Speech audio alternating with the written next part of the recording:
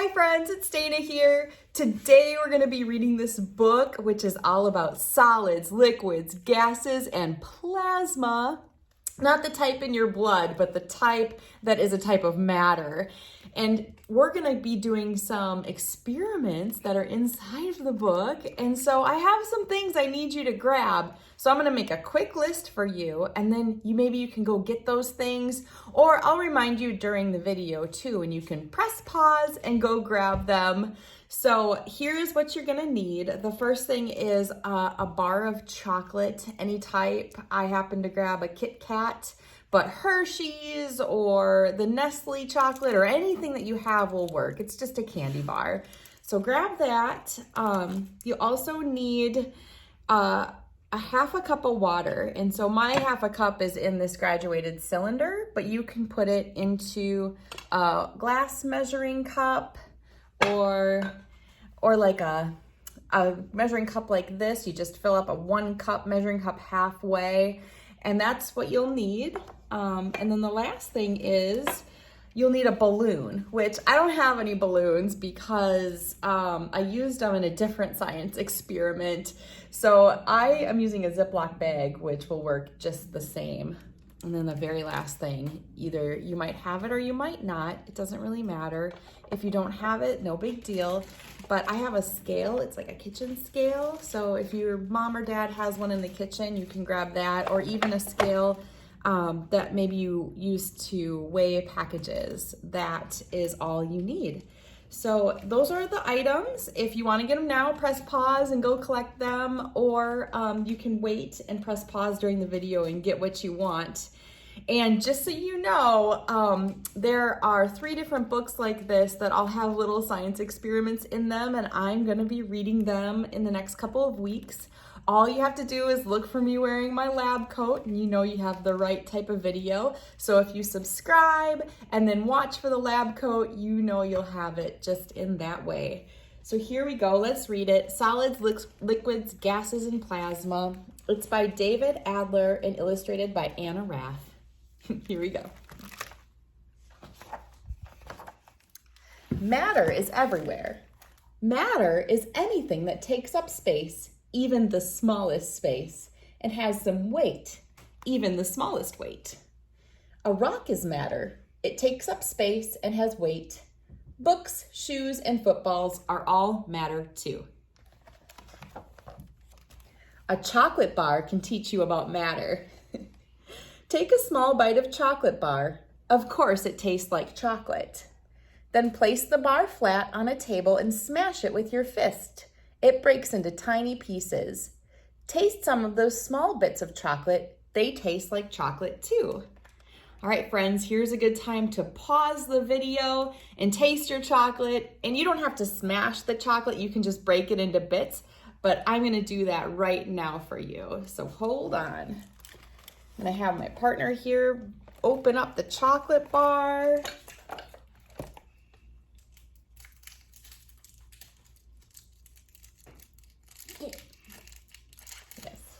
Here we go. So I'm gonna taste the chocolate bar first. Tastes just like a Kit Kat. And now I'm gonna break it up into smaller pieces. Make sure not to make too big of a mess. Here we go. Okay, look at I have these tiny little pieces. Yeah, still tastes like a Kit Kat. So that's the way matter is. Even if you break it into smaller pieces, it's still just the same matter. All right, hopefully you've tried out your chocolate bar too.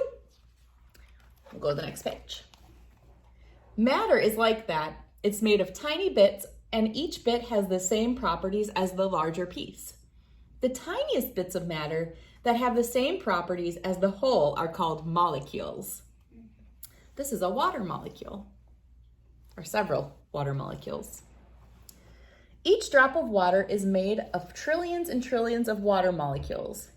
Each water molecule is made of even smaller particles, atoms.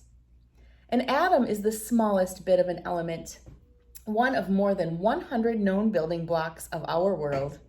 Iron, silver, gold, copper, oxygen, zinc, and hydrogen are all examples of elements.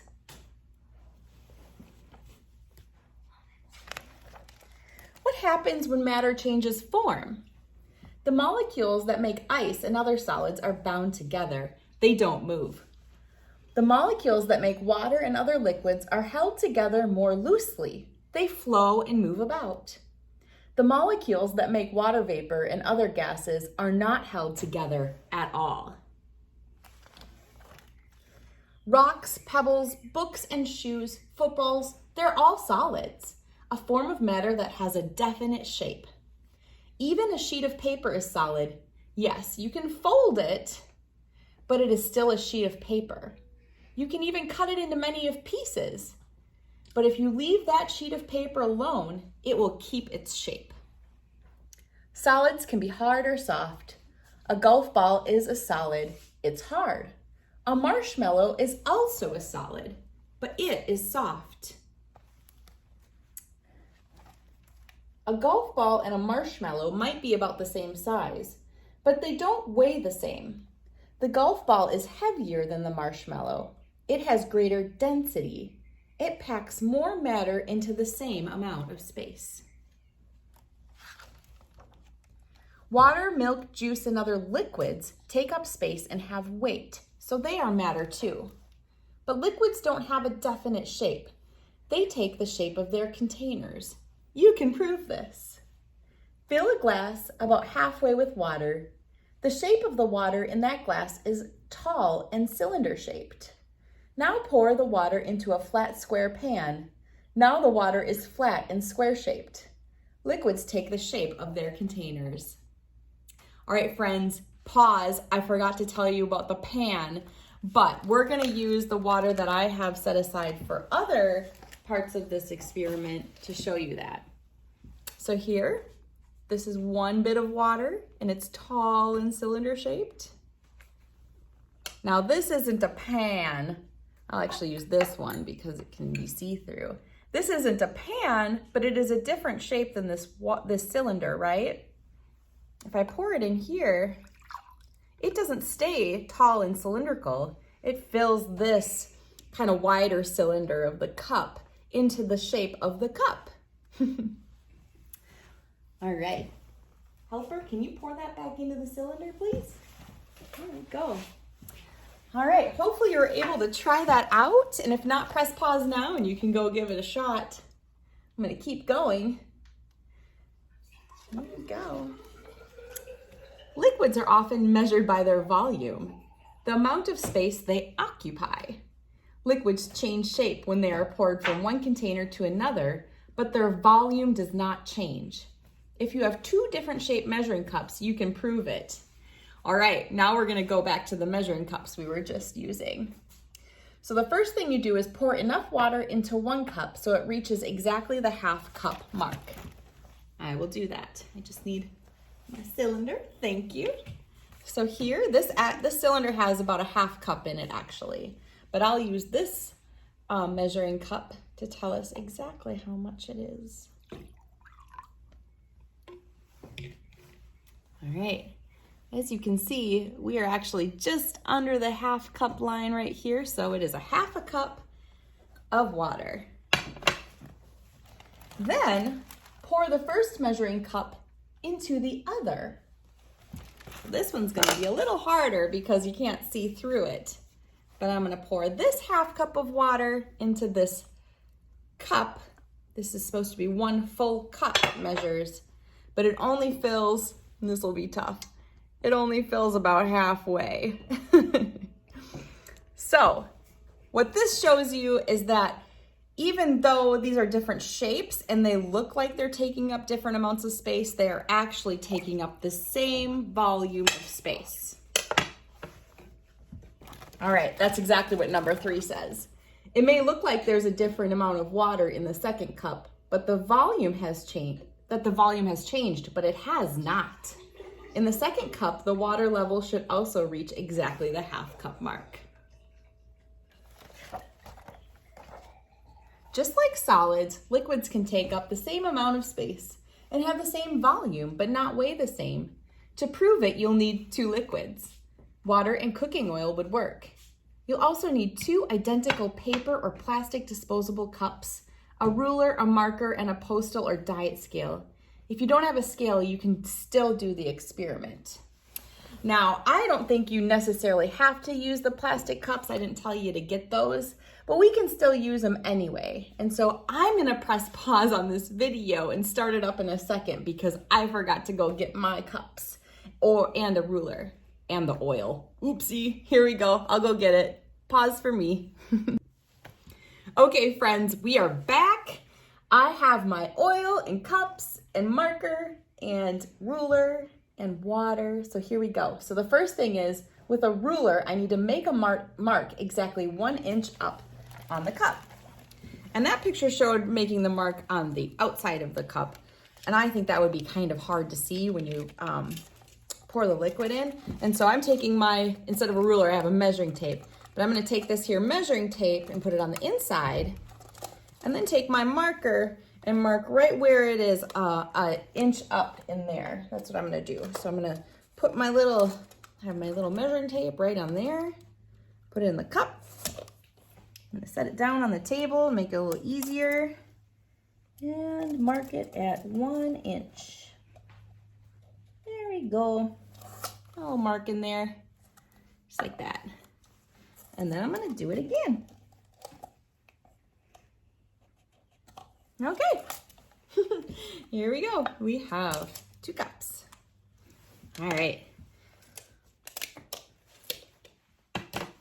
The next is fill 1 cup to the line with water and the other cup to the line with oil. We got our canola oil here. Filling it up to the liney line. Okay, set that aside. There you go. And take the same water I had from the other experiment and pour it into the line. Okay, so now I have my water and my oil. What's next? Now weigh each cup.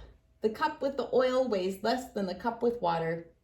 Oh, let's find that out. Okay, I'm gonna turn my scale on, and my scale has different options, and I'm gonna use grams because that's what scientists use. So first, the oil weighs 50 grams. Well, that's easy to remember, 50. And the water weighs 54 grams. It is heavier, just like the book said. So it says here they each have the same volume. We made sure of that by using the same cups and drawing the lines, but they don't have the same weight. The cup with the water should feel slightly heavier. So if you don't have a scale, you kind of can just hold them in each hand and say, which one feels heavier? Sure thing, the water does feel heavier. This is because oil is less dense than water. Hopefully that makes sense. Gases now are the third form of matter. Gases don't simply take the shape of their containers. They completely fill whatever container or space they're in. Air is a mixture of gases. It fills every corner of every room in your home, but it's difficult to see the air. Smoke is also a mixture of gases, and it's easy to see smoke. Imagine someone putting food in an oven or forgetting about it. The food would burn, the smoke would fill the room, and there would be smoke everywhere. Gases surely take up space, but to be a form of matter, it must also have weight. Gases have weight, and you can prove it. You'll need a large deflated balloon and a scale. And remember, I decided to use my Ziploc bag instead of the balloon. So first thing I need to do is weigh the balloon, or in my case, my Ziploc bag, and make sure it's empty. It has to be completely deflated because you just want the weight of the balloon or bag. So mine's completely deflated. Again, I'm gonna have it on grams because that's what scientists do. It says 7 grams. All right, that's the age of my daughter, Evie, 7. What's next? All right, now blow up the balloon, fill it with air, and then we'll weigh it again. Okay, it's gonna be tough to blow this thing up because it doesn't have a little, blowhole. So here we go. Capture some air. All right, hopefully that's enough to have some weight. Now it says weigh this guy. It says 9 grams. Oh my gosh, it did have enough to weigh something. That's awesome. It says air is a mixture of gases and it has weight. All right, just like with solids and liquids, not all gases weigh the same. You can also learn this from balloons. If you hold a balloon filled with air and let it go, without wind to blow it around, the balloon will fall on the ground. That's like the balloon you just blew up. But if a balloon is filled with helium instead of air, it'll float up. Air is a mixture of gases. Helium is a gas too, but it's lighter than air. That's why balloons filled with helium float. Those are like the fun ones you get for your birthday. Gases take up space and have weight. Gases are a form of matter. Matter can change from one form to another, from solid to liquid, and from liquid to gas. Ice is the solid form of water. When ice is exposed to heat, it changes from a solid to a liquid. It changes to water. When a pot of water is put on a hot stove, the water boils. Steam rises above the pot. The steam is water vapor, a gas. When water is exposed to enough heat, it turns to water vapor. Most matter can change states, but for many it takes extreme temperatures to change from a solid to liquid to gas. Ice will melt, change to water, when the temperature rises to just above 32 degrees Fahrenheit. Water changes to vapor at 212 degrees Fahrenheit. For aluminum to change to a liquid, it must be over 1,220 degrees Fahrenheit. Its liquid form will change to vapor at about 4,480 degrees Fahrenheit. Gold will melt at 1,950 degrees Fahrenheit. Its liquid form will change to vapor at nearly 5,400 degrees Fahrenheit. Oh my, good thing it is so hot because I don't think you'd want to vaporize your gold.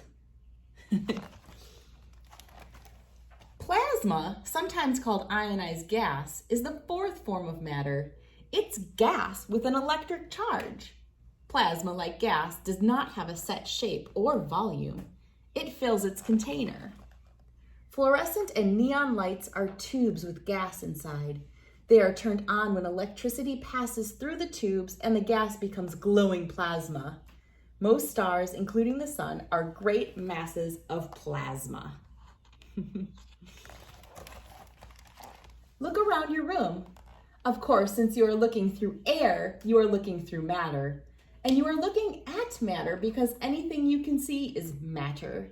Anything that makes up space and has weight, whether it's a solid, liquid, gas, or plasma. Well, that's it, friends. We learned all about solids, liquids, gases, and plasma. And they didn't even talk about plasma TVs. How crazy is that? I hope you all had fun doing a couple little science experiments with me, and I hope you join me again. Thanks so much, guys. Bye.